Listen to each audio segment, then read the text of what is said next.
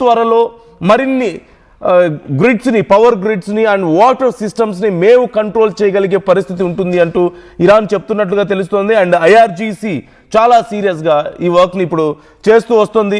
మొత్తం మీద గ్లోబల్ ఇన్ఫ్రాస్ట్రక్చర్కి సైతం ఇది చాలా పెద్ద ముప్పు అంటూ ఇప్పుడు అమెరికా చెప్తున్నట్లుగా తెలుస్తుంది.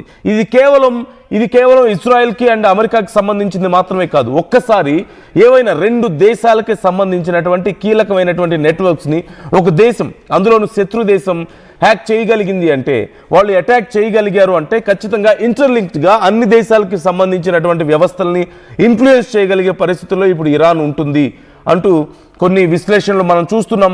ఇది చాలా తీవ్రమైనటువంటి నష్టాన్ని మిగిల్చే అవకాశాలు చాలా క్లియర్గా తెలుస్తున్నాయి. ఇజ్రాయెల్ రక్షణ శాఖకు చెందిన సుమారుగా 800 GB డేటాను, ఈమెయిల్స్ లేదంటే టెక్నికల్ డ్రాయింగ్స్ ఇప్పటి వరకు వీళ్ళు తెలుసుకున్న దాంట్లో, ఇరాన్ క్యాప్చర్ చేసిన దాంట్లో ఉన్నట్లుగా తెలుస్తుంది. వీళ్ళు హ్యాక్ చేసినట్లుగా క్లెయిమ్ చేసుకుంటున్నారు. ఇజ్రాయెల్కి సంబంధించినటువంటి పవర్ గ్రిడ్స్, విద్యుత్ గ్రిడ్స్ని కూడా, అలాగే వాటర్ ఇన్ఫ్రాస్ట్రక్చర్ని కూడా మేము నియంత్రించగలుగుతున్నాం అంటూ ఐఆర్జీసీ ప్రకటించుకున్నట్లుగా తెలుస్తుంది. జనరల్గా ఈ వైపర్ సాఫ్ట్వేర్ను వీళ్ళు ఉపయోగిస్తారంటూ సమాచారం అందుతుంది. ఇది టార్గెట్ చేసినటువంటి సిస్టమ్స్లో డేటాను కేవలం కొంత థెఫ్ట్ చేయడం మాత్రమే కాదు, శాశ్వతంగా డిలీట్ చేయగలిగేటువంటి అవకాశం కూడా ఉంటుంది. అండ్ సో ఇట్ సీమ్స్ ఇజ్రాయెల్కి సంబంధించినటువంటి డేటాను వీళ్ళు దొంగతనం చేయడమే కాదు, 800 GB డేటాని దొంగతనం చేయడమే కాదు, ఇందులో like emails and technical drawings వీటిని చాలా వరకు డిలీట్ చేసింది పర్మనెంట్గా అంటూ తెలుస్తోంది. సో మోరోవర్ దీంతో పాటుగా కొంతవరకు సైకలాజికల్ వార్ఫేర్, కొన్ని ప్రోపగాండాస్ను క్రియేట్ చేయడానికి సైకలాజికల్ వార్ఫేర్ని, అంటే ఇరాన్కి సంబంధించినటువంటి ఈ హ్యాకింగ్ గ్రూప్స్, హ్యాక్టివిస్టులు పెద్ద ఎత్తున ఇజ్రాయెల్లో ఉన్నటువంటి సోషల్ మీడియాలో ఇజ్రాయెల్కి వ్యతిరేకంగా కొన్ని పోస్టులను పెడుతున్నట్లుగా తెలుస్తుంది. సో వాళ్ళు అక్కడ ఉన్నటువంటి ప్రజల్ని, అక్కడ ఉన్నటువంటి వ్యవస్థల్ని ఇన్ఫ్లుయెన్స్ చేసే ప్రయత్నం చేస్తున్నారు అంటూ కూడా సమాచారం అవుతుంది. Kind of psychological warfare. US Israel ఎలాగైతే ఖమేనీ విషయంలో ఈ వార్ఫేర్ని మొదలు పెట్టారు, సైకలాజికల్ వార్ఫేర్ని, అంటే మొదట అక్కడ ఉన్నటువంటి ప్రజలను రెచ్చగొట్టడం, అక్కడ వ్యతిరేకత వచ్చేలా చేయడం, పెద్ద జెన్జీ ఉద్యమాన్ని మనం చూసాం అయతుల్లా అలీ ఖమేనీ బ్రతుకున్న సమయంలో. ఆ తర్వాత ఖమేనీ పోయిన తర్వాత అరాఫీ విషయంలో కూడా అదే చేశారు. అంటే అక్కడ పవర్ తీసుకోవడానికి రెడీ అయినటువంటి అరాఫీ కూడా పోయాడు మా అటాక్స్లో అంటూ చెప్పారు. ఆ తర్వాత ముజ్తబా ఖమేనీ విషయానికి సంబంధించి ఎంత పెద్ద ఎత్తున ప్రోపగండాన్ని చేశారో మనం చూసాం. అంటే ముజ్తబా ఖమేనీ పోయాడని, లేదంటే సీరియస్గా ఇంజూర్డ్ అని, బయటికి రాలేని కండిషన్లో ఉన్నాడని. ఇప్పుడు ఈ ఐఆర్జీసీకి దిక్కు లేకుండా పోయింది, వాళ్ళు ఏం చేస్తున్నారో వాళ్ళకే తెలియట్లేదు. రకరకాల ప్రోపగండాస్ను, రకరకాల ఫేక్ న్యూస్ని కూడా క్రియేట్ చేసే ప్రయత్నం మనం చూసాం. వీటితో పాటుగా అడ్వాన్స్డ్ పర్సిస్టెంట్ థ్రెట్ APT34 అనేటువంటి ఒక ఇంటెలిజెన్స్ విభాగానికి చెందినటువంటి ఈ గ్రూప్ చాలా యాక్టివ్గా ఉన్నట్లుగా తెలుస్తుంది. అంతర్జాతీయ సైబర్ సెక్యూరిటీ ఎక్స్పర్ట్స్ ఇందులో ఉంటారు. అడ్వాన్స్డ్ పర్సిస్టెంట్ థ్రెట్ లేదా ఇరాన్ ఇంటెలిజెన్స్ విభాగానికి చెందిన ఒక విభాగంగా దీన్ని గుర్తించినట్లుగా తెలుస్తుంది.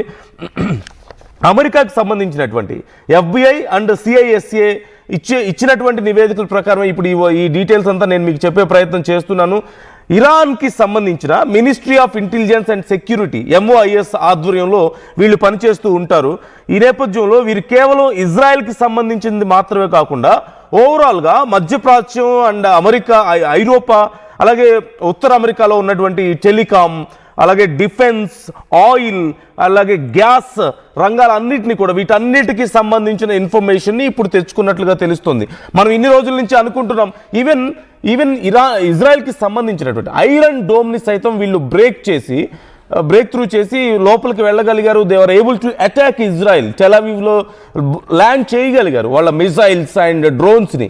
దీనంతటికీ కారణం ఇరాన్ దగ్గర ఉన్నటువంటి ఈ శక్తివంతమైనటువంటి యాక్టివిస్ట్ గ్రూపేనంటూ తెలుస్తుంది. సో ఇప్పుడున్నటువంటి కండిషన్లో వాళ్ళ దగ్గర టెలికాం, ఈ ఇజ్రాయెల్కి సంబంధించినటువంటి టెలికాం, డిఫెన్స్, అలాగే ఆయిల్, గ్యాస్ వీటన్నిటికీ సంబంధించిన మొత్తం డేటా వాళ్ళ దగ్గర ఉన్నట్లుగా సమాచారం అందుతుంది. అలాగే ఇజ్రాయెల్కి సంబంధించినటువంటి గవర్నమెంట్ నెట్వర్క్స్లోకి సైతం వీళ్ళు చొరబడ్డారంటూ తెలుస్తుంది. కొన్ని దశాబ్దాలుగా వాళ్ళ దగ్గర ఉన్నటువంటి చాలా క్లాసిఫైడ్ సమాచారాన్ని ఇప్పుడు ఇరాన్ సేకరించగలిగింది అంటూ తెలుస్తుంది. ఇజ్రాయెల్కి సంబంధించినటువంటి పేమెంట్ గేట్వేల మీద కూడా సైబర్ అటాక్ జరిగింది, ఇది కూడా ఇరాన్ పనే అయి ఉండొచ్చు అంటూ మొన్న ఈ మధ్య కాలంలో మనం విన్నాం, కొన్ని రకాల వార్తలు విన్నాం. ఇప్పుడు we're able to confirm that Iran was able to hack or go through the payment gateways of Israel. So ఇది చాలా క్లియర్గా తెలుస్తుంది. అంటే సైబర్ అటాక్స్ ఏ స్థాయిలో జరుగుతున్నాయనడానికి ఇది చాలా మంచి ఎగ్జాంపుల్గా చెప్పుకోవచ్చు. అండ్ ఇన్ఫ్యాక్ట్ వాళ్ళు ఇజ్రాయెల్కి సంబంధించినటువంటి ఈ మొత్తం గేట్వేస్ కానీ అన్ని సిస్టమ్స్ వెబ్సైట్స్లోకి ఎంటర్ అయిన తర్వాత from last few months it's happening అంటూ తెలుస్తుంది. కొన్ని నెలలుగా ఇది జరుగుతున్నప్పటికీ Israel was not able to realize or identify వాళ్ళ శత్రువులు వీళ్ళ నెట్వర్క్స్ని ఛేదించారు అన్న విషయాన్ని, అండ్ వీళ్ళు వాడేటువంటి మాల్వేర్ను కూడా గుర్తించడం చాలా కష్టమైనట్లుగా తెలుస్తోంది.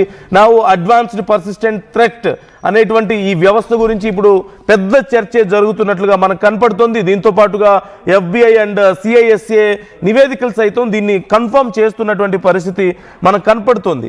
Ministry of intelligence and security MOIS ఆధ్వర్యంలో అక్కడ పనిచేస్తున్నారు అంటూ కూడా ఇరాన్ మంత్రిత్వ శాఖలో ministry of intelligence and security వ్యవస్థ కింద వీళ్ళు పనిచేస్తున్నారంటూ తెలుస్తుంది. Just imagine how bad it is అనేది ఒకసారి ఇమాజిన్ చేసుకోవచ్చు మనం.